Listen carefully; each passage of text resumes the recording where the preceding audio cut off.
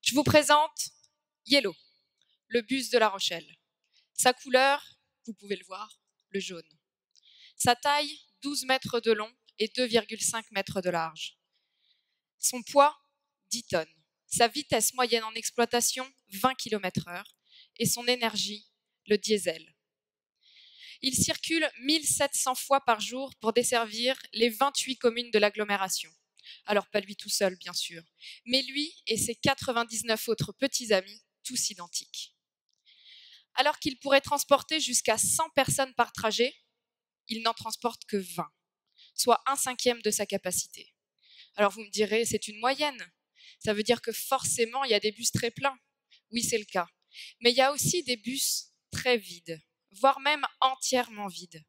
Et un bus qui roule vide, c'est de l'argent de la collectivité, donc votre argent, mais aussi du CO2 et des particules émis dans l'atmosphère pour rien.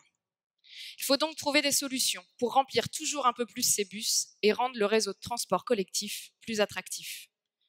À La Rochelle, on est persuadé que c'est par des innovations que ça peut se passer. Regardez, c'est déjà à La Rochelle qu'on a inventé Autolib et Vélib. Alors, notre dernière innovation, Citymobile 2, le véhicule de transport collectif, électrique, autonome, sans rail et en milieu urbain. Alors, électrique, je ne vais pas vous expliquer que c'est pour réduire la pollution, j'imagine que vous le savez.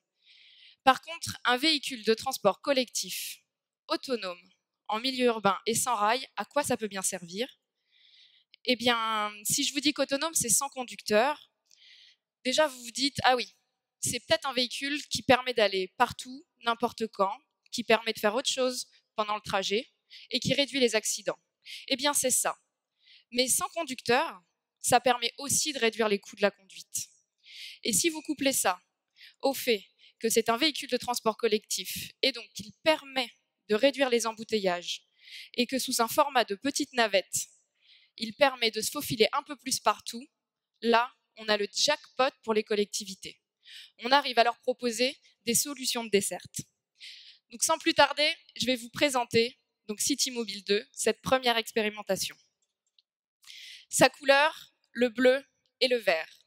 Sa taille, 5 mètres de long et 1,5 mètre de large. Son poids, 800 kg. Sa vitesse moyenne en exploitation, 7 km/h. Et son énergie, l'électricité. Il a circulé pendant 4 mois et demi sur un itinéraire de 2 km, environ 60 fois par jour.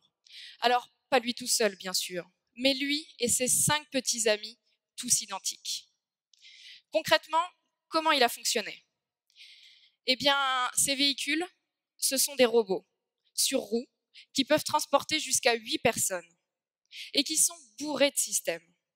Mais ce n'est pas parce qu'ils sont bourrés de systèmes qu'ils sont si intelligents que ça. Les premières fois où le véhicule sort sur son itinéraire, c'est bien un homme qui est aux commandes. Et quand je dis que c'est un homme qui est aux commandes, ce n'est pas qu'une image. La personne à bord a bien une manette, et là une manette de Xbox dans les mains, et elle dirige le véhicule pour lui apprendre son itinéraire. Le véhicule mémorise ainsi ses coordonnées GPS au centimètre près et cartographie son environnement, donc les bancs, les murs, les lampadaires qui sont présents autour de son itinéraire. Ensuite, il saura reproduire à l'identique et à l'infini son itinéraire. Et c'est tellement précis qu'au bout d'1 mois d'exploitation à La Rochelle, il y avait des ornières sur les places publiques. Donc ça, c'était pour le volant. Mais en ville, il se passe aussi beaucoup de choses. Il y a des piétons, des vélos, des voitures, des camions, une ville qui vit. Et donc, il faut que le véhicule puisse s'arrêter pour aussi éviter ces obstacles. Donc là, le véhicule est équipé d'un laser qui permet de détecter jusqu'à 30 mètres des obstacles de 30 cm et équipé d'ultrasons pour donner du volume aux obstacles. Comme ça, le véhicule sait détecter si les obstacles arrivent dans sa trajectoire et il peut ralentir pour éviter de percuter ces obstacles. Après plus d'1 an de candidature, Et 10 mois de préparation, on a inauguré à La Rochelle le 17 décembre 2014 cette expérimentation. Et là, tout de suite, l'accueil a été extrêmement favorable. La population est venue en masse voir ces nouveaux véhicules du futur. Il y a eu plus de 130 personnes par jour qui sont venues tester le véhicule. Ça fait plus de 14 500 personnes qui sont venues tester. C'est assez exceptionnel de voir l'engouement qu'il y a pu avoir. Il a même fallu empêcher les gens de se battre parfois pour monter dans le véhicule, parce qu'il n'y avait pas assez de place pour emmener tout le monde. Et on a aussi distribué des cartes d'abonnés, alors que le système était entièrement gratuit, parce qu'on avait généré chez certaines personnes âgées des habitudes de déplacement.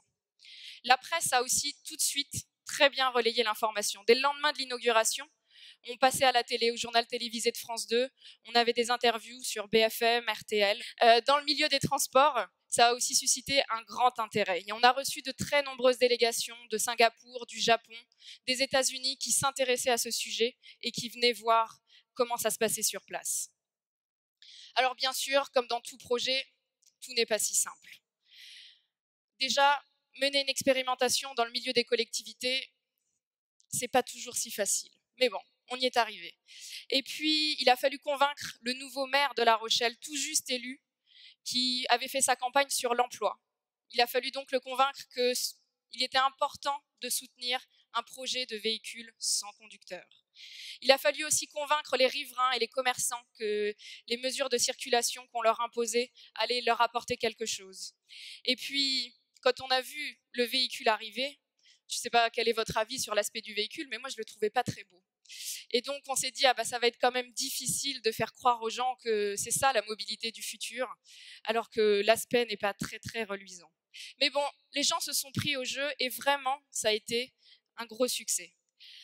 À la fin du projet, donc le 25 avril 2015, quand on a clôturé, on a su qu'on avait atteint les 3 objectifs principaux du projet.